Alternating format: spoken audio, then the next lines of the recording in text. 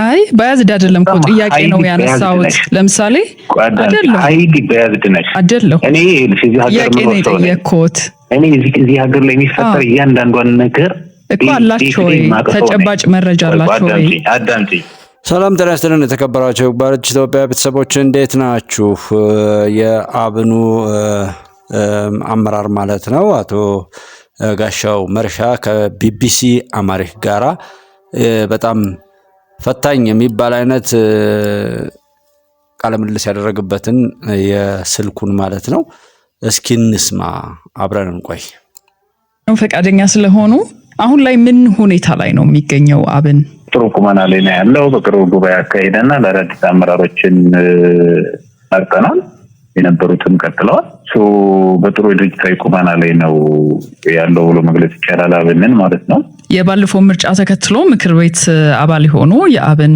አመራሮች አሉ እንዲሁም ደግሞ በመንግስት ኃላፊነት ላይም ያሉ አመራሮች አሉ ክልሉ ደግሞ 2 አመት አለፈው ግጭት ውስጥ ከገባና ይህን ተከትሎ በርካታ የሰብአዊ መብት ጥሰቶች ሲፈጸሙ ሪፖርቶች ሲወጡ ይሰማል አሁንም ድረስ ግን አብን እንደ ከዚህ ቀደሙ ጠንካራ ሆኖ መግለጫ ሲያወጣ ወይም በዚህ ላይ ሐሳቡን ሲሰነዝር እንብዛም አይሰማም እንደዚህ ብለው ይላሉና እንደ ጋዜጠኛ ነው ወይስ ምንድነው የተከበራችሁ አድማጭ ተመልካቾቻችን ፕሊስ ሁሉንም ነገር በማስተዋል እንስማ የሚል ነው ምክንያቱም ከዚህ በላይ ከዚህ በፊት የነበረው አጠቃላይ ማንኛውም ነገር ያወራውን ለመኖር የሚሞክርና ሲኖር የሚታይም አልነበረም ነፃ አውጭ ነኝ የሚለው ነፃነትን የሚያሳጣ አዳኝ ነኝ ብሎ የሚያወራ ግን ገዳይ እሰጥሃለው አድናሃለው ረዳሃለው ደግፋለው የሚሉሉ እንዳንኖር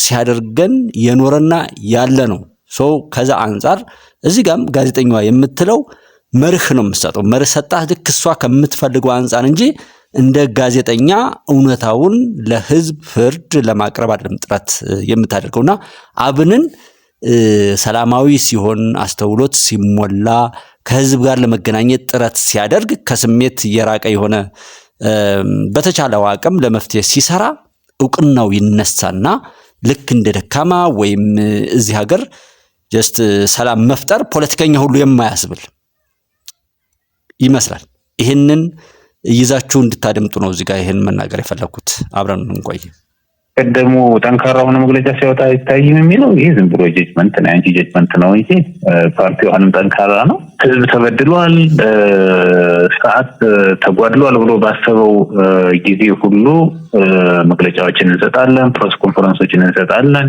የሚዲያ ኢንተርቪዎችን እንሰጣለን አስፈላጊ ሆኑ ደግሞ ትግሎችንም እናካሂዳለን ማለት ነው ፖለቲካ በስሌት የሚሰራ እንጂ በስሜት የሚሰራ ነገር አይደለም እኛ በነበርንበት ቁመና ላይ ነው ያለነው ትናንት የነበርንበት ቁመና ላይ አንድ ኢንች እንኳን አራቅንም ማለት ነው አው ግን ይሄን ጥያቄ ያነሳሁት በጭፍን ሳይሆን ለምሳሌ የምታወጣቸው አልፎ መግለጫዎች አሉ እንዲሁ በደምሳሳው የሚወጡ ናቸው እንጂ በክልል ውስጥ ባለው ግጭት ምን እየተካሄደ እንዳለ ይሄን ዶክመንት ታረጋላችሁ እንግዲህ እኛ በየወረዳውና በየዞኑ ከዛም አልፎ በየቀበሌ ተወካዮች አሉ ተጠቃላይ በክልል ላይ ብቻ አይደለም በዚህ ሀገር ላይ የሚከሰቱን የፖለቲካ ሁኔታ እንገመግማለን ወቅታዊ የፖለቲካ ሁኔታዎች የምንገመግምበት ፕላትፎርሞች አሉ ግን አንዳንዶቹ ግን ለህዝቡ መቅረብ የሌለባቸው ነገሮች አሉ በጣም ሴንሲቲቭ የሆኑ ምናልባት ችግሩን ከመፍታት ይልቅ ያባብሱ የሚችሉ ነገሮች አሉ ፖለቲካ እስከሆነ ድረስ የምንሰራው እንደ ሂሳብ አንድ ሲደመር 1 2 ነው የሚል አይደለም ፖለቲካ ይሄ ለህዝብ በዘላቂነት የሚጠቅመው ነገር የቱ ነው የሚል ነው እሱ እንትን የሚለው አሁንም የጋዜጠኝነት ስነ ምግባርን ከጋዜጠኛዋ ወይም ከቢቢሲ ጋር ሆና ተወክላ የምትናገረውን ሰው ትኩረት ሰጣችሁ እንድታዩ ነው ምክንያቱም ጀጅ ነው እንጂ የምታረጋው ጀስት እንድህ እንኳን ይባላል ያለውን ነገር በአግባቡ እየተረዳችሁ አይመስልም የሚባል ነገር አለ ከዚህ አንፃር የናንተ አስተያየት ምንድነው የሚል ጥያቄና በትክክል በነጻነት የራሱን ሐሳብ እንዲገልጽ አይደለም እየጋበዘችው ያለው ሙሉ በዚህ መልኩ የተቃኘ ስለሆነ ነው ጀስት በጣም የሚያስጠላ ሁሉ ጋዜጠኝነትን ሁሉ የሚያስጠላ አስቀያሚ ሁሉ ነገር ነው የረከሰው በነገራችን ላይ ሃይማኖታችን ረክሷል ጋዜጠኝነት ረክሷል መሪነት ባለስልጣንነት ዳኛነት ፍርድ ረክሷል አመራር አባትነት እናትነት ረክሷል ህክምና ሙያ የሚባል ረክሷል በጣም የተወደደ ነገር ሁሉ የረከሰበት እጅግ አሳዛኝ አሳፋሪም ዘመን ነው በነገራችን ላይ ይሄ ዓለም ካልተስተካከለ እንዲኖር ሁሉ የማትሉት አይነት ይመስላል በሁሉም ነገር ላይ የምትጽናኑበት ሁሉ ታጣላችሁ። ሁሉም በተበላሸ ነገር ላይ ራሱን እያበላሸ አብሮ እየተበላሸ የሚቀጥል እንጂ አንዱ የሚመክረውና የሚገስጽበት ጀስት እንደዛ አይነት ነገር ለመስማትም ለማሰብም ሁሉ የተሳነው አይነት ብዙ ነው። አይ ቲንክ እኔ ሙሉውን ሁሉ የምትሉት ማለት ነው። እና እንደዛ ሆና ስትናገር ታናዳለች ሴትዮዋ በጣም። ለህዝብ የተሻለ ቤኔፊት ያደርጋል። ለዛሬ ብቻ አይደለም ለወደፊት የትኛው ነው ህዝብን ከህዝብ ጋር አብሮ ሊያኗኑር የሚችል የትኛው ነው ህዝብን ቤኔፊት ሊያደርግ የሚችል የሚል ከጊዜያዊ ስሜት በተሻገረ ሁኔታ ስትራቴጂካሊ አስበን አንዳንድ መረጃዎችን እናጋራለን። አጠቃላይ ግን በክልሉ ከፍተኛ የሆነ ውድመት እየተካሄደ ነው። ትምህርት ቤቶች ተዘግተዋል። ጤና ጣቢያዎች በአግባቡ እየሰሩ አይደለም። እናቶች ወደ ጤና ጣቢያ ሄደው እየወለዱ አይደለም። የሰብአዊና ቁሳዊ ውድመቱ በጣም ከፍተኛ ነው። ይሄን ሁሉ እየሰነድን ነው። እንግዲህ ቀደም ሲል ሲገልጹልኝ አብን በፊት በነበረበት ቁመና ላይ አሁንም እንደሚገኝ ገልጸውልኛል። ነገር ግን የባለፈው ምርጫ ተከትሎ አንዳንድ የፓርቲው አመራሮች የመንግስት ስልጣን ላይ መውጣታቸውን ተከትሎ ክፍፍል እንደተፈጠረና አንድ ላይ የመስራት ሁኔታ እንደሌለ ይነገራልና እዚህ ላይ ምንድነው የሚሉት እርስዎ? ይህ ግምገማ አሁንም ትክክለኛ ግምገማ ነው ብዬ አላስብም። አንዳንድ አመራሮች የመንግስት ስልጣን በራሳቸው ጊዜ አልያዙም። ገምግመን በግምገማ በምክር ቤት ከመንግስት ጋር መስራት አለብን ብለን አቅጣጫ አስቀምጠን ነው የሚሆነው ማለት ነው። አንዳንድ አካላት የመንግስት ኃይል ጋር ስለሰሩ ቅሬታ እንደተፈጠረና በፓርቲ ውስጥ ሽኩቻ እንደተፈጠረ ተደርጎ የሚነገረው ነገር ስህተት ነው። አልተፈጠረም። ክፍፍል የተፈጠረው ከዚህ ጋር ተያያዘ አይደለም። በምክንያቱ ነው ሊሆን ይችላል። ግን ከዚህ ያለፈ የፖለቲካ አስተሳሰብ ለውጥ ነበረን ማለት ነው። የሀሳብ ልዩነት ነበረን። ለምሳሌ በጉልበትም በጥቅም ቢሆን መንግስት መገለጥ መቻል አለብን ብለው የሚያምኑ ኃይሎች ነበሩ። ነው ሰላማዊና ሰላማዊ ትግል ብቻ ነው አዋጭው ምንል ኃይሎች ነበር። ሴንተር ኦፍ ኮንፍሊክቱ እዚህ ጋር ነው እንጂ የነበረው ይሄ ከመንግስት ጋር መስራት አለመስራት የሚለው አይደለም። ይህን ቅሬታ የሚያነሱም ሰዎች መንግስት ጋር አብረው የሰሩ ህዝባችን ትግል ለመንግስት ሰጥተዋል ሽጠዋል ምናምን የሚሉ ሰዎች በጎን ግን ለመንግስት እኛን ሹሙን ከነሱ የተሻለኛ እናገለግላለን ብለው ደብዳቤ ያስገቡ ሰዎች ናቸው። በጣም የሚገርመው ነገር ደግሞ እዚህ ጋር ነው የተከበራችሁ አድማጮች። ምክንያቱም ይሄ ትልቅ ምስጢር ነው።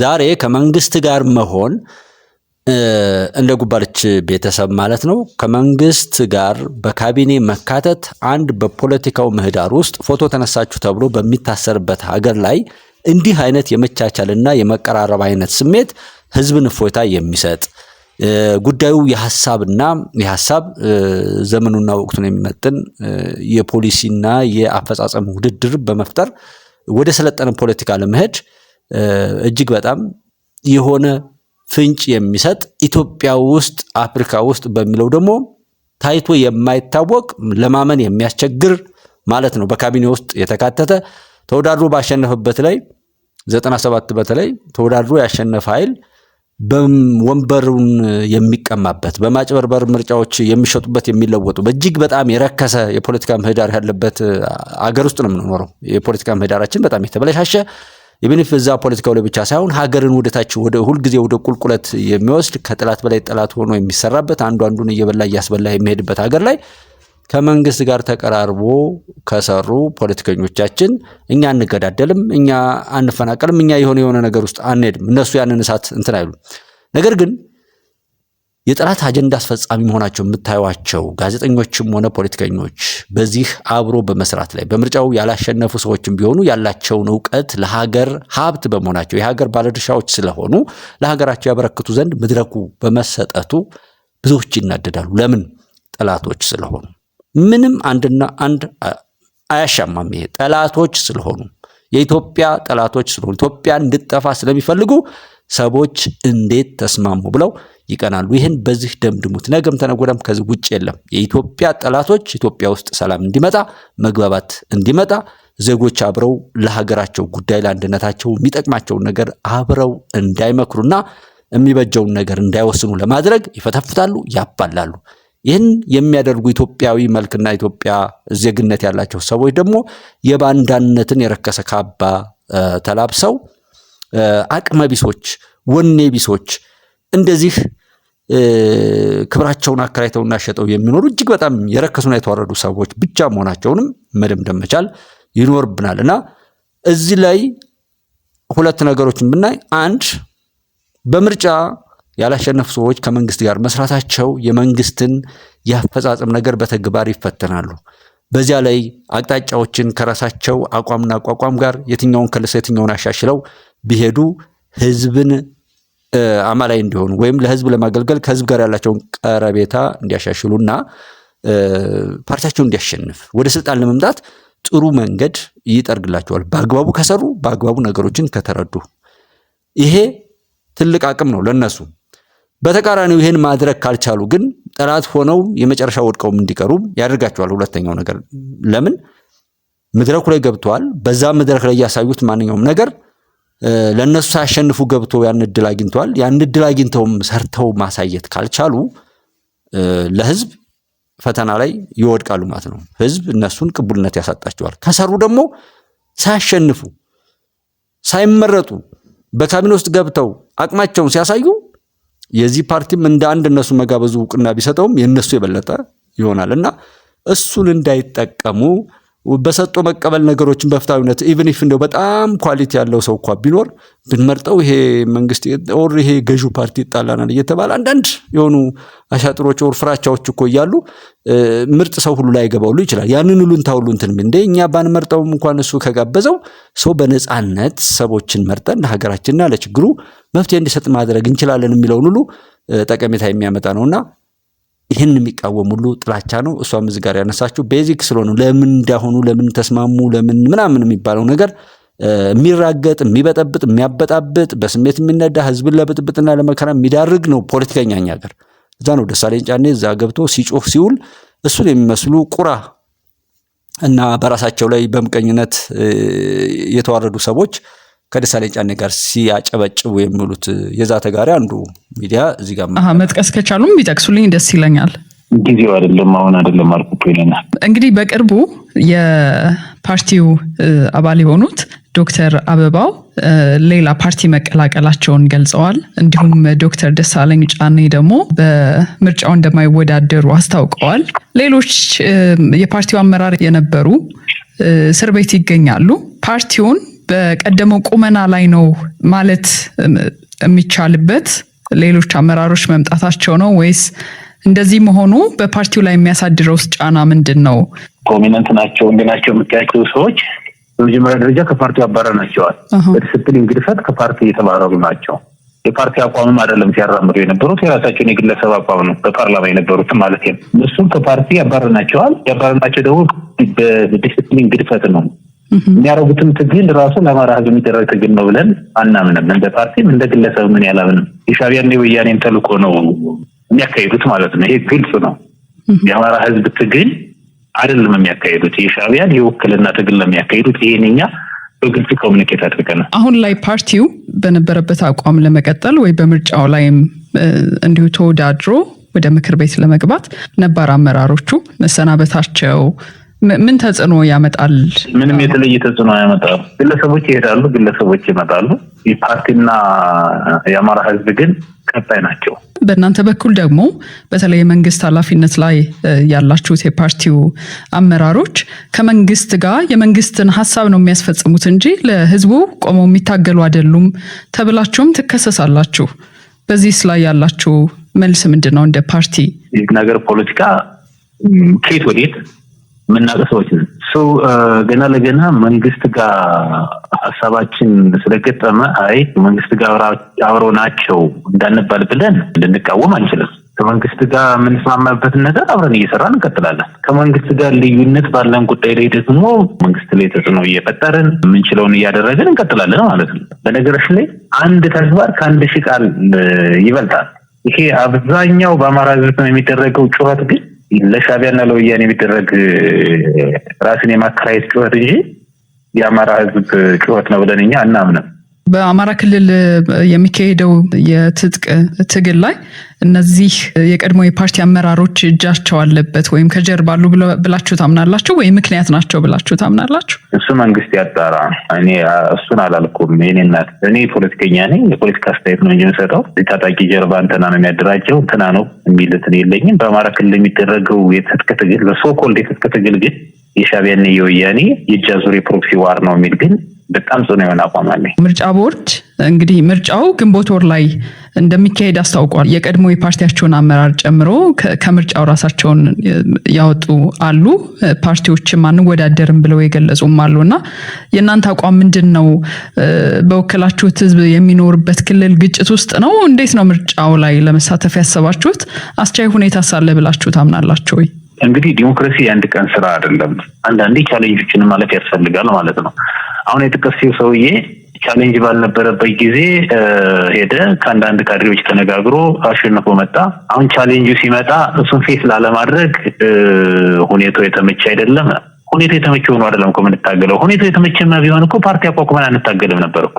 የተመቸ ሁኔታ ስለሌለ ነው ፓርቲ አቋቁመን የተመቸ ሁኔታ ለማድረግ እየታገልን ያለ ነው ማለት ነው። ይሄም እንግዲህ ምቹ ሁኔታ አለ ወይ ምናምን እያለች የምትለው አለ። ኦኬ ፍትሃዊ በሚመስል መልኩ እንውሰደውና ልክ ነው። እንደ ፖለቲካ ግን ሐሳብ እንስጥ። ነገሮች ሁሉ ቢስተካከሉ ይሄ ምድር እኮ ሰማያዊው ህይወት እዚህ ምድር ላይ ይታያል። መንግስተ ሰማያት ወይም ጀነት የምንለው ነገር ሆነ ማለት ነው። ፖለቲካ ፓርቲ አያስፈልግም፣ ፖሊስ አያስፈልግም፣ ፍርድ ቤት አያስፈልግም፣ ጠበቃ ማንኛውም ወታደሩ ላይ አያስፈልግም። የሁሉ የጦር መሳሪያ ምርትም አያስፈልግም። የሰው ልጅ ቢሰለጥን ችግር ባይኖር ማለት ነው። ሰው ችግር ስላለ ነው ይሄ ሁሉ ነገር የሆነውና የተመቸ ነገር ባልሆነበት ለዛ ነገር እንደውም ለሰው ልጆች መታገል ለሚፈልግ ሰው በቃ መጋፈጥ ካለበት ይሄ ወቅት ነበር። ነገር ግን እነዛና ከዚህ በፊትም የምናውቀው ፖለቲካ እንግዲህ ከዚህ በኋላም ካለው ወይል እናያለን ምንድነው ሲሆን የነበረው ለህዝብ ችግር ተብሎ ከተቋቋመም ሌላ ችግር የሚፈጥር እንዲሆን ጥላት ጠልፎ የሚጫወትበት እንደነበረና አሁን እዚህ ጋር አቶ ጋሻው የሚናገረው ማለት ነው ቻሌንጅ የምናደርግበት ወቅት ሲመጣ ቻሌንጅን የማያውቁ ሰዎች ሌላ ፓርቲ ላይ ሄዱ። ያው እንደ እግር ኳስ ተጫዋች ዝውውር ያደረጉ ሰዎች ሁሉ አሉ። እጅግ የሚያስጠላው የኛ ሀገር ስኬት የራቃቸው ሰዎች ወደ ቦታ ላይ ሲሰበሰቡት ያላችሁ ቻሌንጅ አድርገው ዛጋ ቆመው የሚቀጥሉበት ነገር የለም።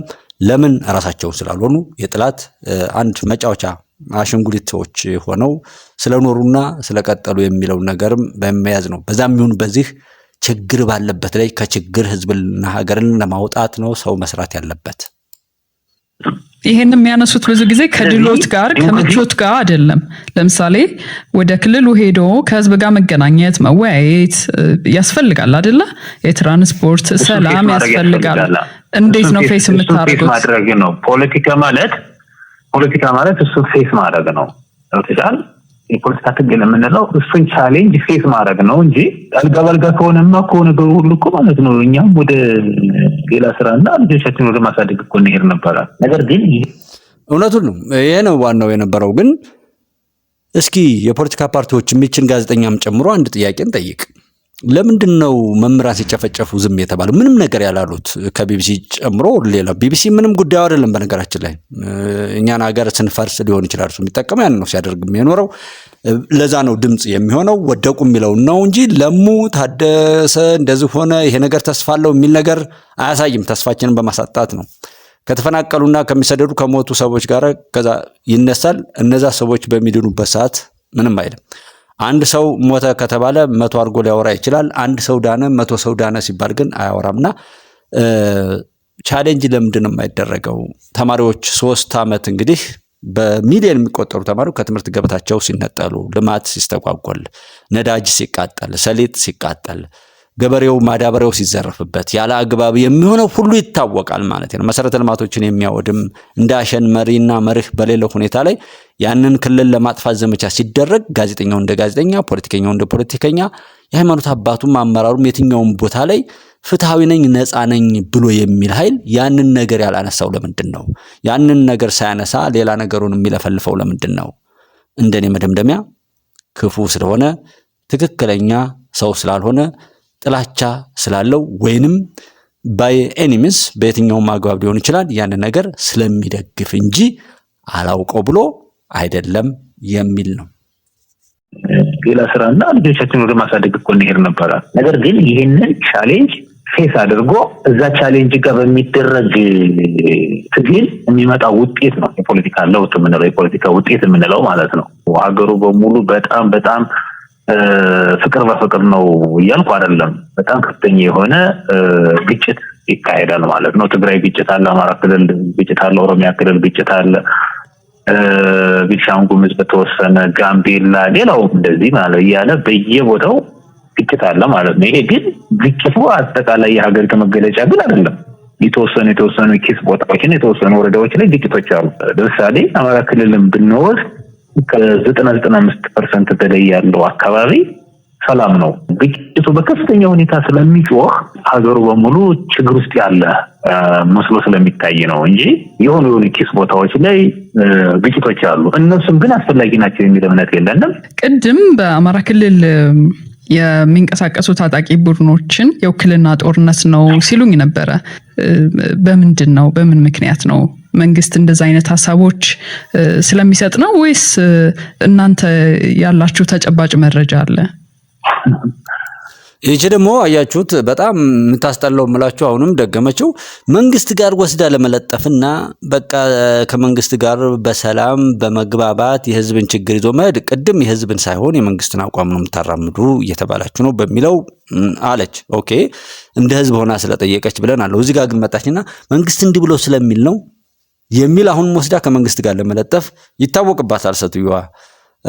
አይ ቲንክ ሰው ሙያውን ካላከበረ ይዋረዳል፣ ያሳፍራል። ማንም ሰው በተወከለበት ቦታ ላይ ነውርን የሰራ እንደሆነ እንደሱ የሚያሳፍር እንደሱ አስቀያሚ አይኖርም። ለምን ለምሳሌ አንድ የትኛውም እንደ አባት የተቀመጠ ሰው የአባትነትን ዋጋ ቢያረክስ፣ ዳኛ ሆኖ የተቀመጠ ሰው ፍርድን የሚሸጥ ቢሆን፣ ጸጥታ ሊያስከብር የተቀመጠ ኃይል ጸጥታ ቢያደፈርስ እኛ ሀገር የሚያስቀይመው ለዛ ነው። ነፃ አውጪ ፖለቲካ ፓርቲ ሁሉ ይህን ያህል ቁጥር አለው ይባላል። አንዱም ግን ምን አለ ባልተፈጠረ የሚባል ሲሆንና ይቺ ልጅም አሁን እንዴት ጋዜጠኝነትን በእንደዚህ አይነት መልኩ ገብቶ የሰዎችን ትክክለኛ መረጃ የሆነውን እውነት ከመናገር ይልቅ በዚህ ልክ ራስን አከራይቶና ሸጦ ነውርን የሚተርክ ኢፍትሃዊ የሆነ ነገር ነው። ለምን ህዝቡን በዛ የተበረዘ ስለሆነ አሁን ብዙ እውነትን ተግሳጽን በትዕግስት እንኳን ለማስማትም ለመማርም አይሞክርም። ከእሱ አንጻር እቺ ልጅ ብትበርነዝም ወር ይሄንንም እንደ ዲስክሪፕሽን ተሰጥቷት ብትሰራም ላይገርመን ሁሉ ይችላልና አጣማ ከመንግስት ጋር መንግስት መሆን የሚፈልግ ሰው እንዴት ከመንግስት ጋር መስራቱ ምንድነው ችግሩ? ከዛ ይልቅ ከመንግስት ጋር እናንተ በመስራታችሁ እነዚህ ችግሮች ተቀጠሉ። እናንተ ከዛ እኮ ብትወጡ ኖሮ በዚህ መልኩ የምታውቅ ከሆነ ማለት ነው። ግን ይሄ አይደለም ለሷ መጠየቅ የነበረባት። እነዛ ጥያቄዎች ሊቀጥሉ የቻሉት እናንተ ከመንግስት ጋር በመስራታችሁ ነው። እነዚህ ጥያቄዎች እኮ በዚህ መልኩ ይፈቱ ነበር የሚል እንኳን መሞገቻ ሐሳብ ለይስሙላ እንኳን የለም። እኔ በጣም የሚያስቀይም ድንቁርና የወረሰው መሪዎች በድንቁርና የተዋጡ ተከታዩና የሚያብደውም እንደዚህ ከተቃጠለ ከሞተ በኋላ እንደው ምናልባት ሊነቃ ሁሉ አይችልም። አይዶን ነው። እኔ ብዙ ሰዎች ተበልተዋል በዚህ በፖለቲካ ዓለም ውስጥ፣ ግን ያልተበሉ አሁንም ለመበላት ይቃዣል እንጂ ራሱን እንኳን ለመጠበቅ የማይችልበት ድንቁርና የወረሰው ፖለቲካችን እጅግ ሲያስጠላ ራሱ መንግስት በነገሮች ላይ ማለት ነው ባያዝዱ ናቸው። ሚዲያ ላይ መስራት የለባቸው። አይ ባያዝድ አይደለም እኮ ጥያቄ ነው ያነሳሁት። ለምሳሌ አይደለም አይዲ ባያዝድ ነሽ አይደለም። እኔ እዚህ ሀገር ነው የጠየቅኩት። እኔ እዚህ ሀገር ላይ የሚፈጠር እያንዳንዷን ነገር እኮ አላችሁ ወይ? ተጨባጭ መረጃ አላችሁ ወይ? አዳምጪኝ እዚህ ሀገር ነው የምኖረው። ኦኬ እያንዳንዷን እንቅስቃሴ እዚህ ሀገር የማውቀው ነኝ። ያለፉት 20 ዓመታት የኢትዮጵያ ፖለቲካ ውስጥ እያንዳንዱ መውጣትና መውረድ ተከታትያለሁ፣ አንብቤያለሁ፣ ተሳትፌያለሁ። መንግስት ስለሚል ነው ወይ ብለሽ እኔን እንደ አይነት ጥያቄ ልትጠይቂኝ አትችይም። ይሄ ለእኔ ኢትስ አን ኢንሰልት ስድብ ነው። ይቅርታ እንደዛ ከተሰማሁት መንግስት እኮ ማለት ሰዎች ናቸው እኮ እንደኔ ሰዎች እንደኔ መረጃ ያላቸው ሰዎች ናቸው። ልገልጽልዎት የፈለኩት ነገር ጥያቄን ሐሳቤን ይረዱኛ። መጀመሪያ አማራ ክልል ውስጥ እኮ በሚደረግ ጉዳይ ላይ የሻዕቢያ ሰዎች ይማረካሉ።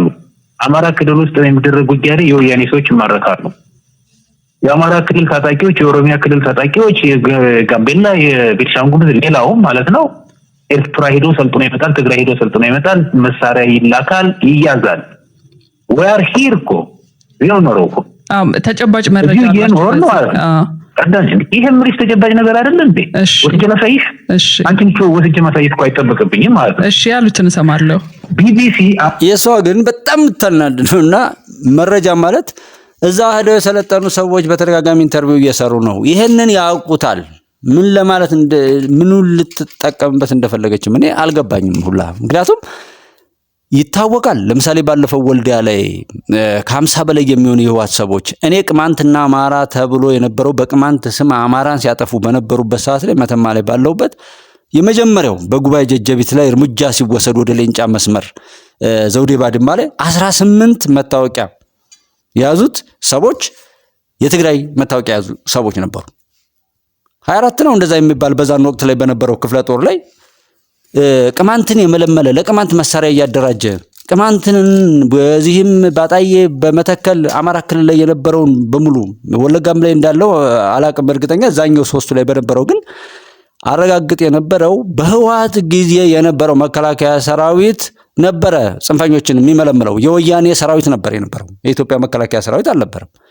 ያ ይታወቃል። አሁን ባለፈው ደብረታቦር ላይ እንደገና እኛ የሻዕቢያ ልጆች እኛ ፋኖች ነን ብለው በዛ አልወጡም ወይ? እስከ ቤንሻንጉል ጉሙዝ ድረስ መሳሪያ እየጫኑ ሲሄዱ አይታዩም ወይ? አልታወቅም መረጃ አለዎት ምናምን እያለ ስትል ሴትዮዋ ምን አይነት አንድ ፖለቲከኛ ላይ የምትደውል ሴትዮ መረጃውን ይዞ ይሄው ምናምን እያለ እያሳየ ነው የሚናገረው። መረጃስ እየጠየቅን ነው ምን ሰማው? እስኪ ትንሽ ትልቁ የሚያወራበት ነው። በየትኛውም አግባብ መረጃ በበዛ ጡዘት የሚነገርበት ሳይፈጠሩ ሁሉ ሊወራ ይችላል እንጂ ተፈጥሮ የሚታፈንበት ወቅት ነው አሁን።